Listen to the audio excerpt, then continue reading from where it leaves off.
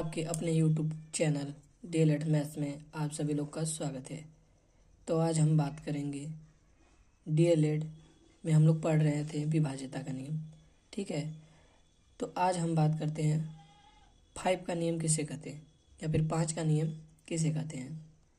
तो फ्रेंड,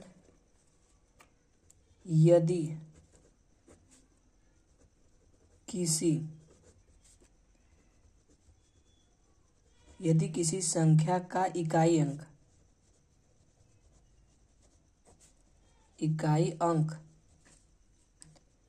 शून्य हो या फिर 5 हो तो उसे हम 5 का नियम कहेंगे। 5 का नियम कहेंगे। क्यों 5 का नियम कहेंगे, आइए हम बात करते हैं इस पे। यहाँ पे दिया यदि किसी संख्या का इकाई अंक 0 हो या 5 हो। ठीक, तो हम उसको कैसे काटेंगे। ठीक है, हम उसको कैसे काटेंगे तो हम यहाँ एक एग्जाम्पल देखते हैं। पहला 5 हो गया, जैसे 36 हो गया। ठीक, दूसरा हो गया 53, 68, 0। चौथा हो गया 6, 8, 9, 0। और ये जैसे हो गया 5, 4, 1, 3। तो एग्जाम्पल के थ्रू सोच देखते हैं हम। जैसे यदि किसी संख्या का इकाई अंक हमेशा इधर से नहीं इधर से देखेंगे। ये इकाई अंक है, इकाई, दहाई, सैकड़ा, हजार। ठीक है, इधर से इकाई अंक देखते हैं। तो इकाई अंक बात कर रहा है तो ये देखेंगे। तो यहाँ इकाई अंक क्या है, यहाँ 6 है, यहाँ क्या है 0 और 5। ये पूछ रहा है ना। तो इकाई अंक यहाँ 0 हो या 5 हो तभी इसका हम काट सकते हैं। ठीक है, यानी कि ये नहीं कटेगा। ये जैसे हो गया 0 है, 6 है, 3 है, 4 है, 5 है। ठीक है, तो ये क्या है, ये इकाई अंक 0 है। तो यहाँ देखिए, यहाँ नियम में क्या है कि 0 हो या 5 हो तो इकाई अंक यहाँ 0 दिया है, तो इसका मतलब है ये क्या है, कट जाएगा। अब यहाँ पे बात कर रहा है 0, 9, 8, 6।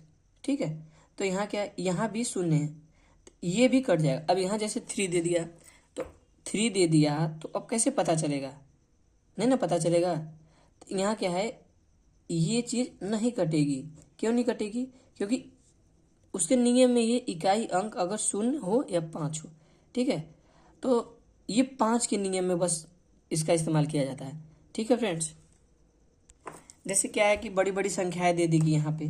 जैसे हो गया 5, 5, 6, 7, 8, 9, 10, 11, 12, 120, इतनी संख्या दे दिया। ठीक है, तो अब इसको हम तो इसका डिविजिबिलिटी करने बैठे तो हो चुका। ठीक है, तो यहाँ पे हम बस इकाई अंक देखेंगे। इकाई अंक देखेंगे कि क्या है, इकाई अंक बस यहाँ देखेंगे कि यहाँ 0 है, तो इसका मतलब ये है कि यह 5 से विभाज्य हो जाएगा, यानी कि कट जाएगा। ठीक है, बस इकाई अंक पे ध्यान देना है। अब हम बात करते हैं 11 के नियम को। जैसे यहाँ दिया है 11 का नियम। 11 का नियम दिया है, तो 11 के नियम में क्या होता है, जैसे यहाँ 11 के नियम होता है एकांतर अंकों के योग का अंतर 0 या 11 का योग या गुणज होना चाहिए,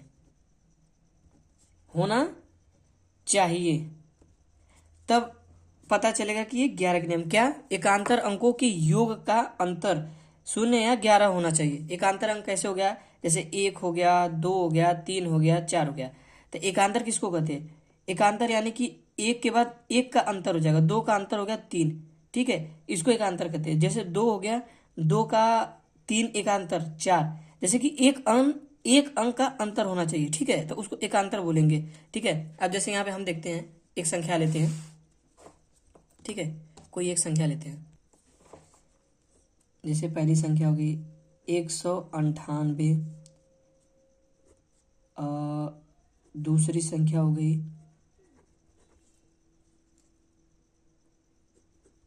तीसरी संख्या हो गई आपकी, चौथी संख्या हो गई, ये हो गई। ठीक, तो यहाँ पे हम इसका योग करेंगे, इसका योग करेंगे, एकांतर योग, एकांतर योग यानी कि इसका इसमें नहीं जोड़ेंगे। ठीक है, जैसे 1 और 9 नहीं जोड़ेंगे, 1 और 8 जोड़ेंगे। 1 8 कितना हो, 9 हो गया, और 9 में 9 हो गया, 9 में से 9 चला जाएगा। ठीक है, 9 में से 9 जाएगा, कितना आ गया, 0 आया, 0 आया। यानी कि फ्रेंड्स जैसे कि हम यहाँ बात कर सकते हैं, 1 8 9 हुआ, 9 को इसको माइनस कर देंगे, 9 में से 9 माइनस गया, 0 हो गया। अब यहाँ बात करते हैं एकांतर, 1 और 8 9 हुआ, और यहाँ एकांतर है 3 और 6 9 हो गया, 9 माइनस 9 यहाँ 0 हो गया। ठीक, इसका मतलब ये है कि इसका योग जो आ रहा है, इसका योग जो आ रहा है ये 0 आ रहा है, तो यानी कि ये 11 से कट जाएगा। ठीक है, अब यहाँ पे देखिए, यहाँ पे इसका योग 0 आ रहा है, तो यानी ये भी 11 से कट जाएगा। अब यहाँ पे बात करते हैं हम, जैसे 7 हो गया, एकांतर 7 2 9 हो गया। ठीक, 9 हो गया, और यहाँ कितना है, ये कितना है इसका, 7 9 16 हो गया। ठीक, -16 बराबर कितना आया, बराबर आपका आएगा 7। यानी कि ये न तो 11 आया ना तो 0 आया है, यानी कि ये नहीं कटेगा, ये नहीं कटेगा, किसी हाल में भी नहीं कटेगा। अब यहाँ इसका देखते हैं, 8 3 कितना हो गया, 11 प्लस माइनस 9, इसका कितना आया, 2 आया, यानी कि ये भी नहीं कटेगा। क्यों नहीं कटेगा, क्योंकि यहाँ 0 है, यहाँ 0 है, यहाँ 11 है, ये आना चाहिए इसका अंतर, तभी ये कट सकता है। ठीक है फ्रेंड्स, तो आज के वीडियो में हम बात करते हैं कि 5 का नियम किसे कहते हैं और 11 का नियम कहते हैं, 11 का नियम किसे कहते हैं। तो फ्रेंड्स आई होप ये वीडियो आपको पसंद आई होगी। तो हम नेक्स्ट वीडियो में बात करते हैं कि एचसीएफ और एलसीएम पे सवाल कैसे आएंगे, कैसे नहीं आएंगे। ठीक है, तो ये एक डिजिबिलिटी का छोटा सा नियम था जो कि इसको आपको याद करना होगा। ठीक है फ्रेंड्स, अगर आप इसको याद कर लिए तो डिजिबिलिटी आपको आसान हो गया। तो आई होप ये वीडियो पसंद आई होगा, तो प्लीज़ वीडियो को लाइक करें, एंड चैनल पर नए आए हैं तो चैनल को सब्सक्राइब करें, एंड बेल आइकन को दबा कर रखें, ताकि आने वाली नेक्स्ट वीडियो आपके मोबाइल फ़ोन तक जा सके नोटिफिकेशन। ठीक है फ्रेंड्स, तो आज के लिए इतना ही। जय हिंद।